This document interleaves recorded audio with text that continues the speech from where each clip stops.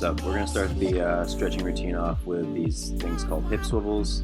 You just kind of drop your hips down to each side, try to maintain having as straight a back as possible, and you're going to do 5 on each side.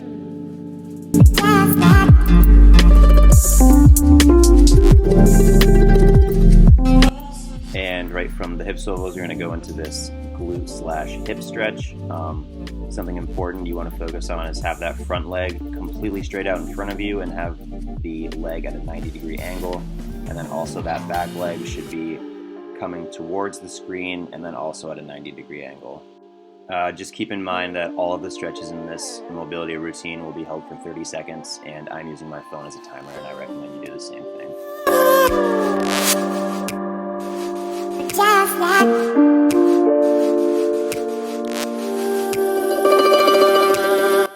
Alright, so here we're going to be doing the same stretch, but we're going to take the back leg and extend it completely behind you, kind of like you'd be in a split position.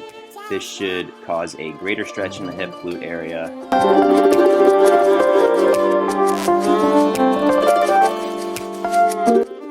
Here I'm showing you an example of what not to do. You do not want to just lean forward and completely round your back. You really want to maintain that neutral spinal position and have a straight back throughout the stretch.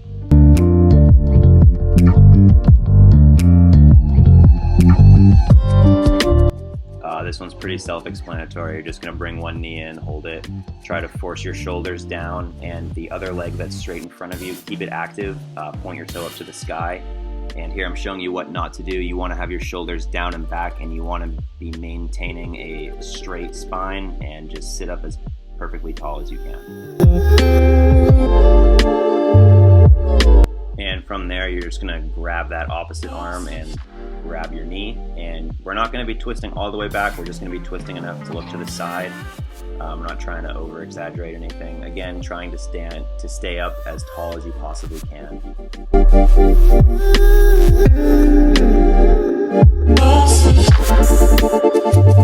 Here we're just going to go into a nice hamstring stretch. Just going to take both your hands, try to grab your toe. If you can't grab your toe, you can grab your shin. That's all right. Again, we're trying to maintain a straight back, because the straighter your back is, the more hamstring stretch you're actually going to achieve. If you lean forward a ton, you're really not going to stretch it, and you're just cheating yourself out of a good stretch.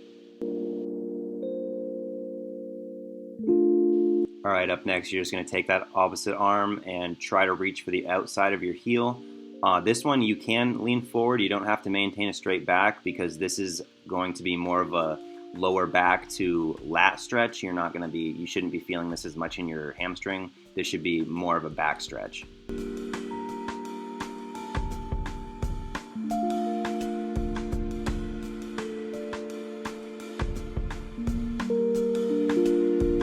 Alright, so here I am, just switched up the angle a little bit, so hopefully you could tell what I'm focusing on, how my back is pretty straight. See, I'm again trying to emphasize how you need to keep a straight back. I'm just going to be doing the exact same stretches that I did on the other side of me now.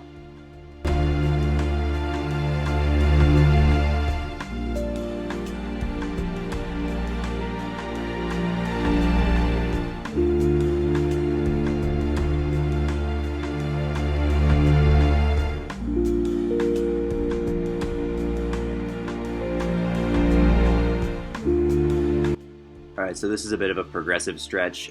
This is not a hamstring stretch. This is a lower back to mid-back stretch. You can see here that I'm really trying to pull myself into my knees as far as I possibly can. The progression for this stretch is you can bend your knees as much as you want. I think if I go to extend them here like that, and you should really feel a good deep stretch in your lower to mid-back.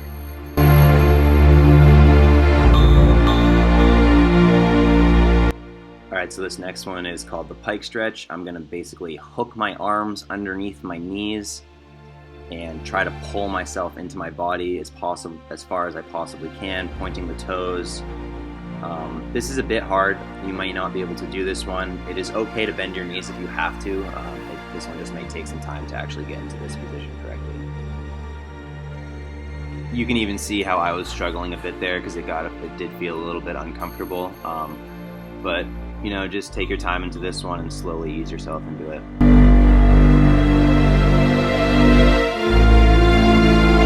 These are pretty self-explanatory. Just going to do some ankle circles, just going to do 10 each direction on both ankles.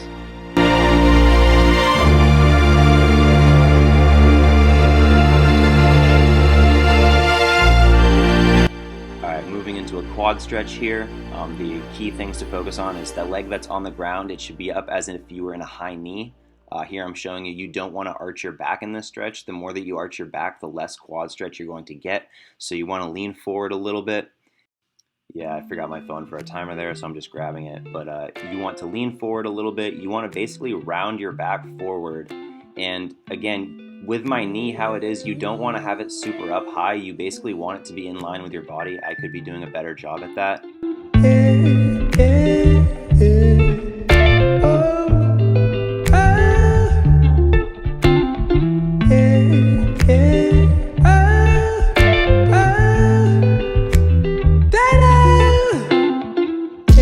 Okay, so here we're moving on to a wrist stretch.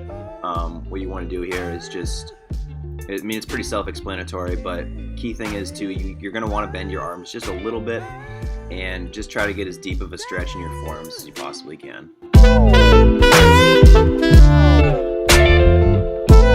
So here we're just going to reverse it around and put the back of your hand on the ground and try to stretch out the other side of your forearms. And as you can see, I kind of demonstrated the wrong way to do it. You want to have the inside of your elbow facing away from your body.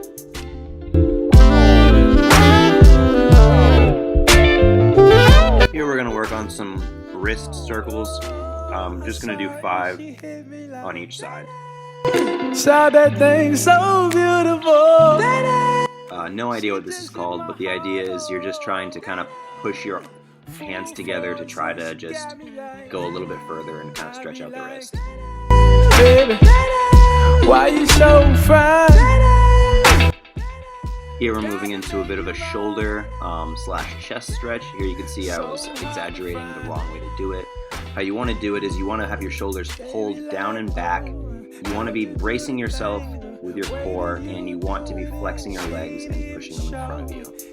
And you kind of want to be pushing into the ground with your palms, and you should feel a really good stretch in your chest and shoulders.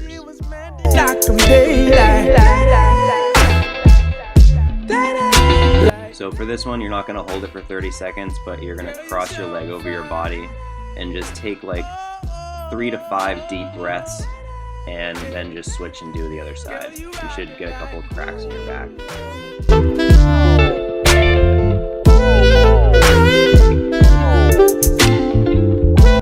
So next we're going to move into some bridges. These are pretty tough.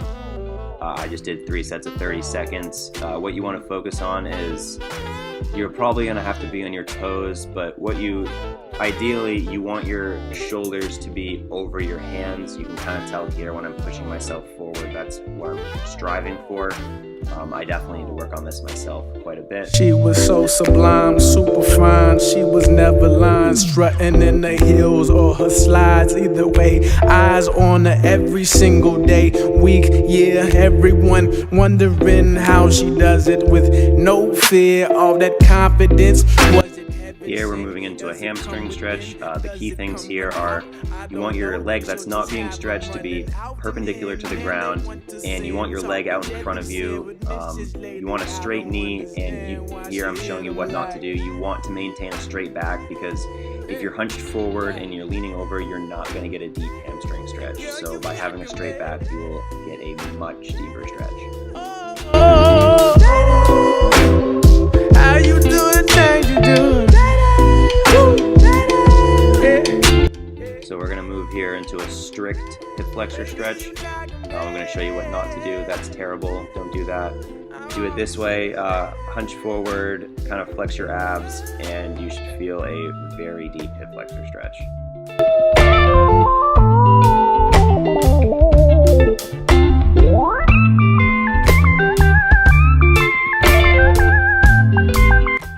So here we're going to go into some middle splits.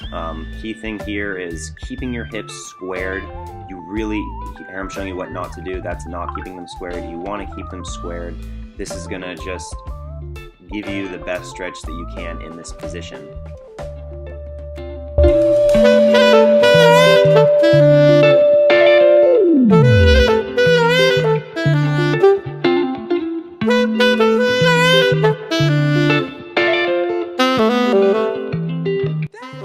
So not much to say about this one where it's the side split.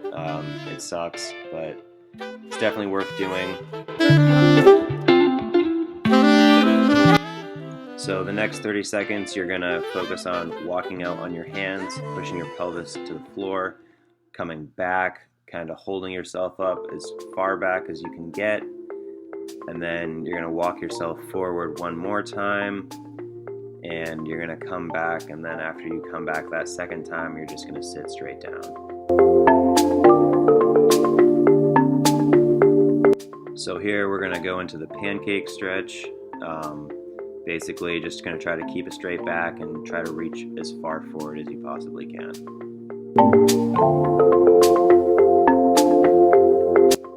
Next, you're just gonna grab your ankle, take your arm, reach for the sky, and look up. I'm about to show you what not to do. In a second here, yeah, you don't want to just lean over. You want to maintain a straight back through that. It's just going to allow you to really get a nice stretch in your lat and shoulder area. And this isn't timed. This is just kind of you take a few deep breaths, and then we're going to go back into the pancake stretch. At the bottom of the ocean, I'm at the bottom of the sea. So that's the gist of the mobility routine. I'm just here in a squat stance on my toes, just doing a few of these on each side.